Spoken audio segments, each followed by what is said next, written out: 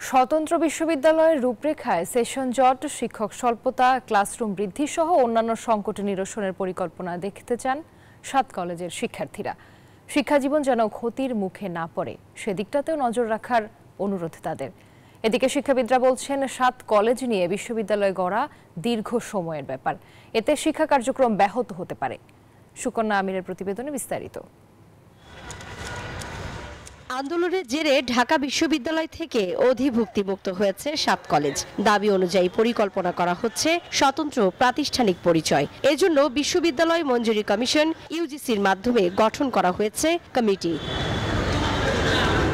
৭ কলেজের শিক্ষার্থীরা বলছেন, আলাদা বিশ্ববিদ্যালয়ের রূপরেখায় সেশন জট, শিক্ষক স্বল্পতা, ক্লাসরুম বৃদ্ধি সহ অন্যান্য সংকট নিরসন চান তারা। চলমান শিক্ষার্থীদের শিক্ষাজীবন যেন ক্ষতির মুখে না পড়ে সেদিকটাও নজর দেওয়ার অনুরোধ তাদের। জাহাঙ্গীরনগরে যেমন আছে, চট্টগ্রামে যেরকম আছে, ঢাকা বিশ্ববিদ্যালয়ে যেরকম আছে, যেরকম তাদের রূপরেখা, পড়াশোনার মান যা কিছু আছে, তেমনিভাবে আমাদের বিশ্ববিদ্যালয়ে যেটা স্বতন্ত্রভাবে হবে সেটার ভিতরে সবকিছুই থাকবে। এক রাতের মধ্যেই যদি সব চেঞ্জ চাই তাহলে হবে এরকম যে যারা রানিং ব্যাচ আছে তারা খুবই ক্ষতিগ্রস্ত হবে। আমরাও ৭ কলেজের শিক্ষার্থীরা উচ্চশিক্ষার মান পেলে আমরাও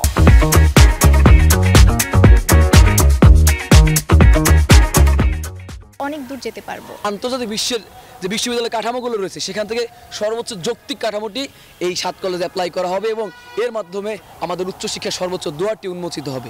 শিক্ষার্থীদের প্রত্যাশা এবং দাবি অনুযায়ী সুষ্ঠু শিক্ষা কাঠামো তৈরি এবং বিসিএস ক্যাডার শিক্ষকদের বিষয়ে নীতিমালা তৈরির আহ্বান জানান ঢাকা কলেজের অধ্যক্ষ। সরকারের নীতি নির্ধারণী পর্যায় থেকে যেরকম সিদ্ধান্ত আসবে সেইটাই আমাদের বাস্তবায়নের দায়িত্ব থাকবে।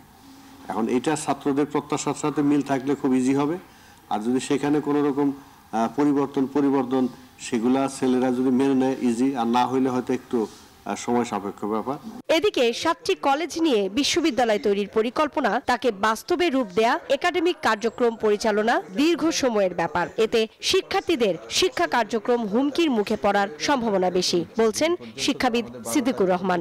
তারা জাতীয় বিশ্ববিদ্যালয়ে যাবে না, ঢাকা বিশ্ববিদ্যালয়ে যাবে না, তাহলে তাদের জন্য একটা বিকল্প বিশ্ববিদ্যালয় প্রতিষ্ঠা করতে হবে। সেই বিশ্ববিদ্যালয়টার রূপরেখা কি হবে, তার কাঠামো কি হবে, তার জনবল কিভাবে গঠন করা হবে, এগুলো কিন্তু সময় সাপেক্ষ। যারা আগামীতে এই ৭ কলেজের অধিভুক্ত কলেজগুলোতে ভর্তি হবে তাদের জন্য পর্যাপ্ত সময় কিভাবে সেখানে নিশ্চিত হবে, এটি একটা সমস্যা। বিভিন্ন সময়ে রাজনৈতিক উদ্দেশ্য শিক্ষাঙ্গনের ব্যবহার শিক্ষা ব্যবস্থাকে বারবার প্রশ্নবিদ্ধ করছে। তাই দেশের সামগ্রিক শিক্ষা ব্যবস্থায় বড় সংস্কারের প্রয়োজন, বলছেন শিক্ষাবিদ ও গবেষকরা। সুকন্যা আমির, নিউজ 24, ঢাকা।